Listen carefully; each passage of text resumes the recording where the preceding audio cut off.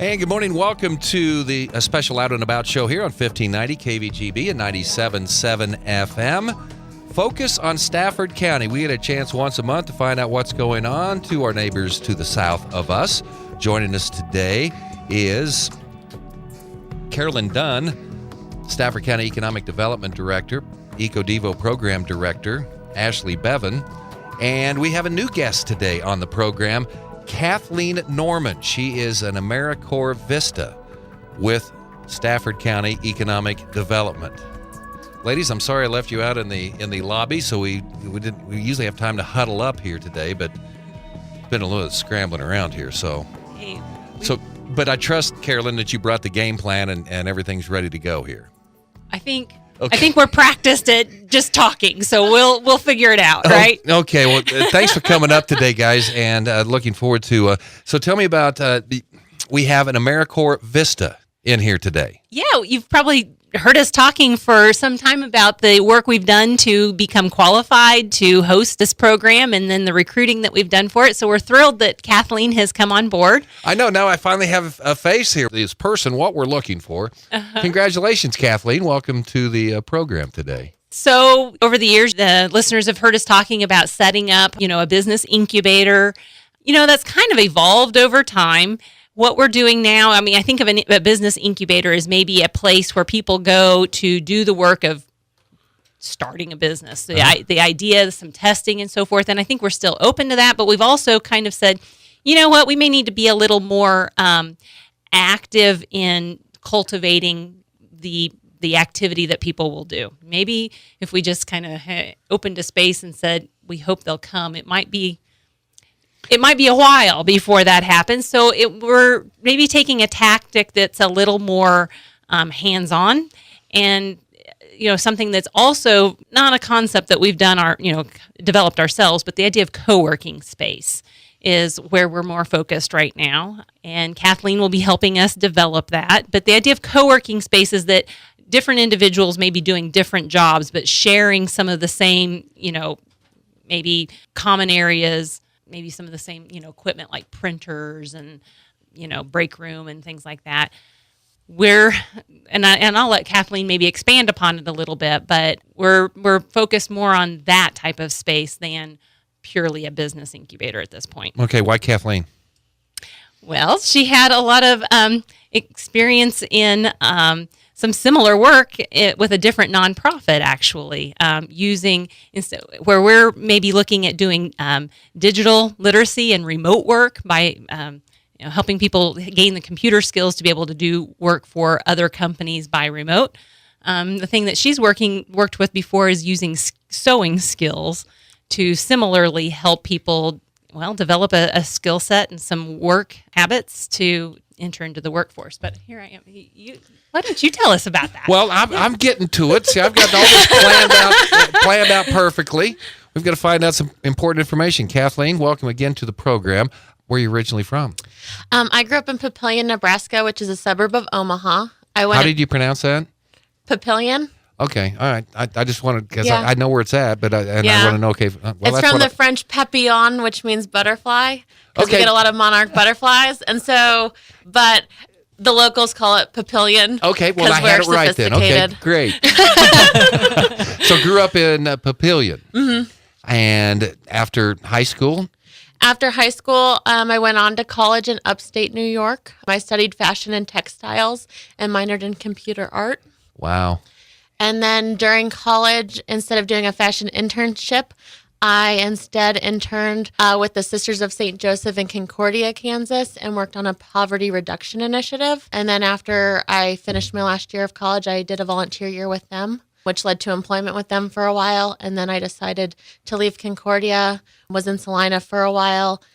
And then I found this opportunity to be working with economic development here in Stafford County and thought it'd be a good opportunity. How did you find out about the opportunity that was available? I've always been very service driven. And so actually 6 years ago when I was getting ready to graduate college, I first applied to AmeriCorps for a number of different opportunities. So it had always been kind of on my radar. And so, like they said, I've been doing work with a sewing nonprofit that I have helped start. and just haven't had the right momentum to get that off the ground. And so I was looking for other opportunities where I could use a lot of the skills and knowledge that I've gained over the past few years researching poverty reduction and workforce development. And so I thought it was a good fit and gave it a shot. When did you start? So I started officially on February 19th. Last week. That is really exciting. So as you come in and you get to something like this, your mind's going like 1,000 miles an hour. You always have all these different ideas and things that are going on. So I'll just ask kind of a broad question. I mean, what's the game plan now? Okay, so kind of the main focus of what I'll be working on is really, as Carolyn was talking about, like that co-working space. The economic development has 311 North Broadway Street in St. John. And so we're working on developing a co-working space. We see it as having three main kind of features or aspects. The first one is to provide training, then connect workers to employers, and the third is to have a furnished workspace. We understand that many individuals who would get remote employment need some training to be able to really succeed at that. And so the training will primarily be in digital proficiency, but we're also kind of seeing what other skills might be beneficial, especially in the realm of like customer service training for people who might not have had experience in that already. So then connecting the workers to employers. With that, we are talking to some companies that represent employers that hire remote workers. And so we're hoping to kind of find a good fit as being able then to actually have tangible jobs for people who would complete the training. And then in regards to the space itself, we're looking at kind of a cubicle configuration in the location that would have 10 workstations. Each workstation would have a desk and computer, chair. And then the biggest thing about this shared workspace and why it would be a good opportunity for people working remotely is that we have the fiber optic internet connection, and a lot of employers have very stringent guidelines on what's required to be able to work remotely for them. So, I mean, we have a lot in the works and it's still evolving as we get some of the final pieces in place. But overall, our vision is to create a structured environment that allows individuals to work in a community-oriented space. And so even though they'll have different jobs and may work for different companies, they can still develop camaraderie with the other individuals they're co-working. And so we're kind of excited to see how this evolves. The training and utilization of space will be open to all of Stafford County, and we definitely see a potential for us to grow to other communities besides St. John within the county. Well, that's really neat. I guess, how excited are you and how nervous are you at the same time? That is a very good question. I'm very excited. I mean, there is some nervousness, but I feel like I'm on a good team. And so, like, it's definitely not all on my shoulders. And a lot of really good groundwork has been laid to allow us to move forward. So I'm really excited to kind of step in and see where we can move this. Carolyn and Ashley, is this, when you first started talking about this, is this kind of the vision that you had? Is this kind of coming together right now? Totally.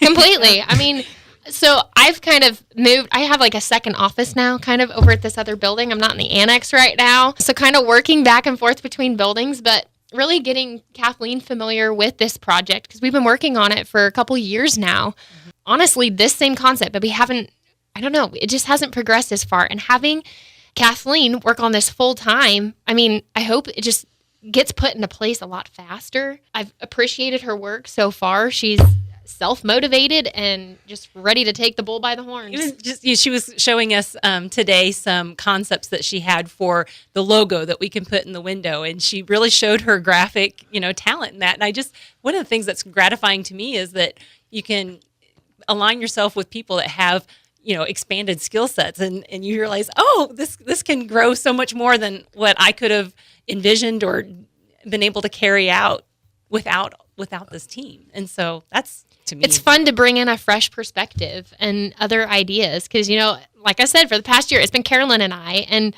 having this third individual now that we're pulling in fresh ideas, it's awesome. So what's this going to look like here down the road a little bit? Well, hopefully, so the space that Kathleen and I are working in right now, we hope to fill with 2 more AmeriCorps members. So we're still recruiting, one for a community development Vista, And that individual will be working on strategic planning with a lot of our cities and the county and figuring out, what are those next projects that we want to work on as a county-wide initiative. And then our third one is for the Grace Photo Studio promotion, so our community relations vista, and really educating our local public as well as others about what Grace Photo Studio is, hopefully bringing in a resident artist that wants to develop their own artwork within the space, and then programming and fundraising. So hopefully we hope to have this little team at 311 North Broadway in addition to our shared workspace that we have in there. We hope that, part of it too is that I hope the community responds. We know that we are, statistically very low income. And so we would like to expand those employment opportunities. And I hope that people see the opportunity in this and choose to participate in the training and the various steps of career coaching and matching them with a company. And I ultimately hope that they find their best niche and a way to work in our small town, but not be limited to only the companies that we have actually located here. Now, what's the funding mechanism? I mean, do we get Well, we've gotten some small grants that have helped us get some things started. If we had more funding available, we could do even more. So, for example, there is some space within that building that's pretty rough. We've got some space in the front that will allow us to get started with 10 cubicles, but there's some space in the back of the building that would really benefit from some minor remodeling that would allow us to have some more office space, some better bathrooms, and so we'll look out for those kinds of opportunities. We could, with grant funding, also replicate this in other towns in Stafford County. And I guess kind of going along with that idea that we know that we're low income, one of the barriers to individuals getting better employment sometimes is the idea of transportation. And if we can make these opportunities more available in each town where people already are, then I think that would represent a real success if we could get that to stick and go. Okay, so what are the people going to be doing in this cubicle? We're still in discussion with some companies. We kind of see customer service as being a primary example. So it'd be kind of like call center? Right. Like, so... I'm slow. I'm just trying to catch up. Maybe an example is, it's not so much like what I think of telemarketing, not so much that kind of stuff. But when you call in and you want to know, where's my UPS package? You might not be talking to somebody in a call center. You might be talking to somebody that's working from home. And there's a range of that. I think when you buy something on QVC, you might not be talking to a call center. You might be talking to somebody that's working from home. And if we can, again, but here's the thing, working from home may not be a good fit for everyone. You might not have the high-speed internet access to your house. You may not have the computer equipment that's necessary. You might not have a good, quiet home environment that doesn't have, barking dogs and whatever in the background. And if we can have that kind of space available along with kind of just the camaraderie and the support so that you don't, when you're having some little technical difficulty with your computer equipment, you don't throw up your hands and just quit. You've got some support that either helps you work through the program or just, gives you the attaboy, keep at it, or you can do it kind of thing. Will people rent these cubicles? Is that how? Yeah, that will be a part of keeping it sustainable. We want to keep it affordable, probably not a fee whole lot different than what you would pay just to have internet in your house. And but with that, you get utilities and space and, computer equipment and so forth. So we want to, keep it affordable, but also you probably need to have everybody contributing to it a little bit to keep it so that it can continue on absent grant funding. So someone's out there listening right now, so, hey, that's exactly what I'm looking for. So they just need to get in touch with you guys, right? Right. And I don't, it may also be something where we find people with a range of interests or motivations interested in this. So, for example, we've had a couple of retired teachers that have talked to us about, I'm glad I'm slowing down, but I'm not ready to just be at home all the time yet. And something like this might be a good fit for a person of that profile. I think we could possibly appeal to just a range of situations that would draw people to this flexible kind of work. Where else have you seen this in action? I think the most specific example is Greensburg. So we've kind of had discussions with them. I think they had 3 or 4 individuals that went kind of through a digital literacy training program, and now they are employed by That employers that have remote jobs available. Right. So that's probably our most direct connection we've had with someone. We've also toured some shared workspaces in Wichita. Our Economic Development Board, along with a county commissioner back in December, did some tours of Wichita, including some shared workspaces. They kind of had different, each one of those actually had very different personalities. And I would say that any of those will have a different personality than what we have. So it's not entirely a unique idea, but I think that we've adapted it for what we think will fit in small town Kansas. This isn't exactly an easy thing to describe, okay? At least I hope so, because I finally got my arms kind of around this a little bit. But, I mean, you just can't come on, what are you doing down there? It's not something you can say and explain to them probably in like 15 seconds, right? Well, we're working on it because we know that we need to be able to succinctly convey what's happening here. Mm-hmm. But there you go. It's a little bit of storytelling. But I think, again, it'll be easier, like Kathleen said, once we have some of these phone calls coming up that we have scheduled to figure out what's really available. I think it'll be easier to put our story together to really educate our people. And part of that the issue between the range of opportunities, but you also need to be specific. So there's thousands, tens of thousands of jobs that could be, obtained online, from teaching English to people in China, and I'm not kidding, to, something as probably familiar as customer service, like who's going to take your order when you call in.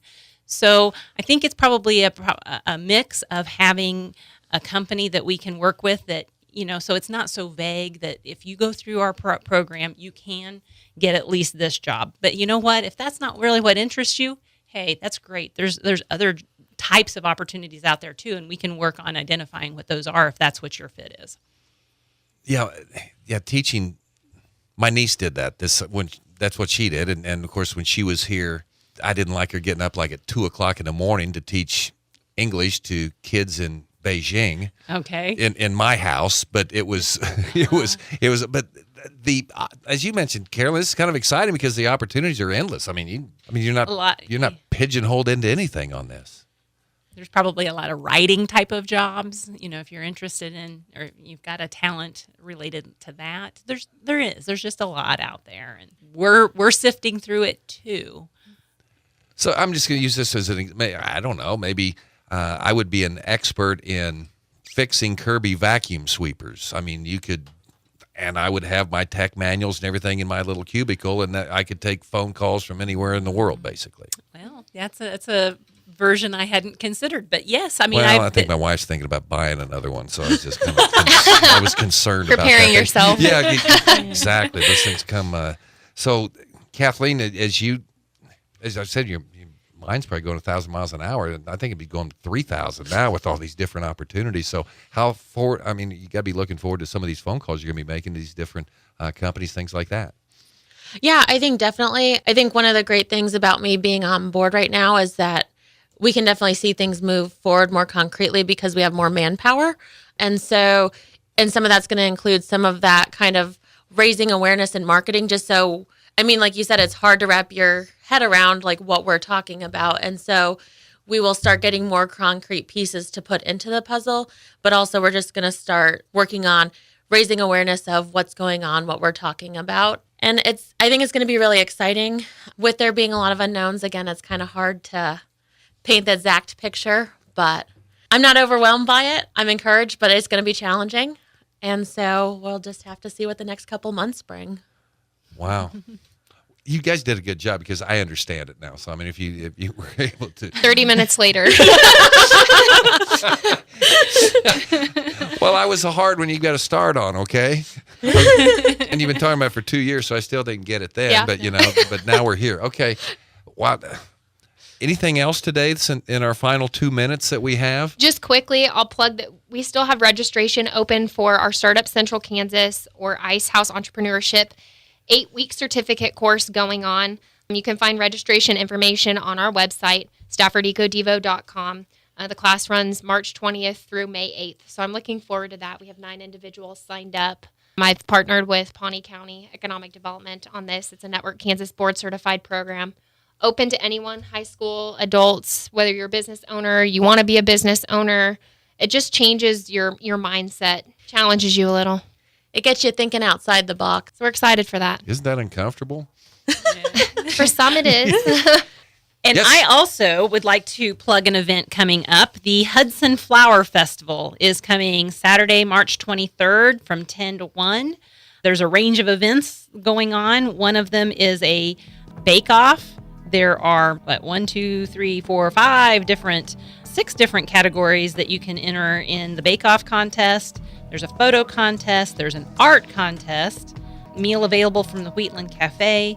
Tours of Stafford County Flour Mills. So come to Hudson Saturday, March 23rd for a roaring good time. Nothing better than going to Hudson, especially on Sundays. Just guys, thanks for coming in today. Kathleen, very nice to meet you. Good luck in your new endeavor. Thank you. And Carolyn, take care of yourself. I mean, you're playing hurt today, so thanks for coming up here. Good to be here. That's our show, Focus on Stafford County, for this month here on 1590 KVGB and 97.7 FM. News coming up next.